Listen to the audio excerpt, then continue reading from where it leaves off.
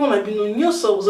Stéphanie La Rose, Awana La Rocho. Bienvenue encore dans La Rocho, les belles dames, aux Alinda Kunayo, bienvenue. Le bon morning, on a dans la salle de bain, donc dans le chocolat, après na bikina na sabino, ndeni na salle capona ko garder pour sonanga, ils alla bien, ils alla pas tâche mingité, ils alla problème mingité, quand bébé qui la tire à faut des thèmes à maquillage, un manque belé, donc il faut toujours garder que pour son habitude, c'est un maquillage. Ils ont kitoko, ils ont un problème parce que ceux qui posent non naturel, ils ont un problème les belles dames, même ce côté maquillage, au moins qui maquillage est comme kilo, et comme vraiment et comme flawless, donc comme vraiment kitoko côté. Donc c'est ça qui est une vidéo pour nous partager na bino comment la tika posonanga ils ont la boé, donc posonanga ils ont kitoko boé, ngana bino tolanda. Le bosso les belles dames on a besoin qu'on a face brush ou besoin on a brosse ou ils bien pour nous aider biso kolongo la vraiment ba mafuta salite nyoso ya elongi et na kwa kopakula savon nga ya mwindu ezali black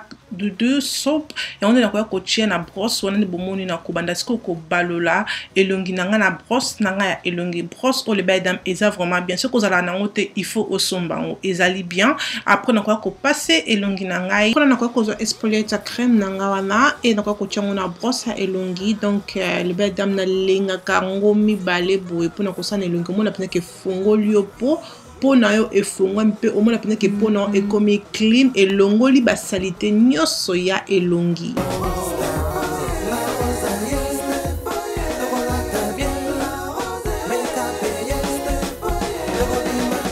Après on a quoi rincer elongi nanga ton na sili belle dame bon pendande elongi nanga ebimi propre pe ebimi bon pas que ma foot elongi nanga tikali sec et on a quoi ko coton na oli tona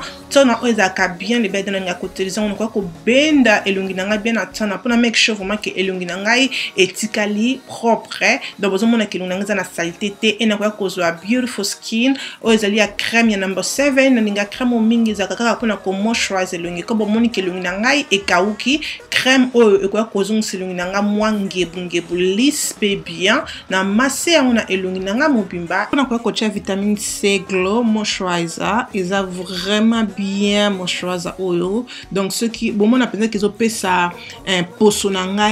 un lumière ils ont tombe bon mona pas que poso nanga dans ce qui vont remarquer bien monde ça poso nanga e fongoli o poso e salio lumière et toi kocha number 7 eye cream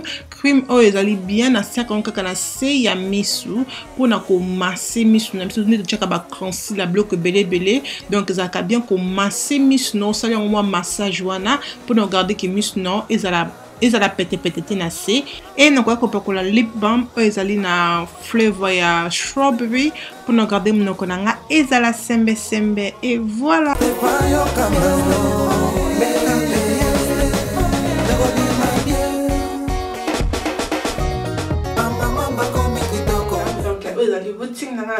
Chaque jour, ceux qui ont chocolat dans le bloc, aux akanga déjà na awana salle de bain, comme on dit déjà na salle de bain. Donc on a ces salles au chocolat, na salle à bloc on a salle mais savon et brosse on a na salle à mingi tango na chocolat na salle de bain. C'est mieux que ça encore tango chocolat mbalamoko. Après tango bimé pour la crème non mbalamoko. Mais là on a rien na kabona na binonte ni na batela ka posonanga bozomona posonanga ezala uniforme posonanga ezala ba tache donc na salle vraiment fort que posonanga ezala bien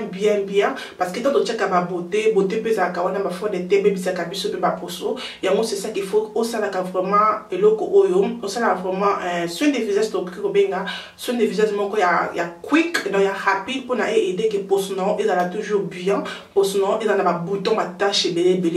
comme bozo mona poso nanga vraiment na zakutu a dans la salle de bain na lumière té mais bozo mona que poso nanga toujours ebimi kitoko. Merci ming na de bolandi vidéo amike j'espère que vidéo oyo et c'est si bino pe ebaxeli bino en plus ko bo santé ko aimer yango et ko sala ngai bien pe ko bo santé ko sala abonner na chaîne nanga ya La Rocho et ko sala ngai bien makasi ko bo santé ko nanga la Congo na Sepela TV. Merci na ba boss brothers, merci ni mto landaka ngai wala tukutani à la prochaine Tinate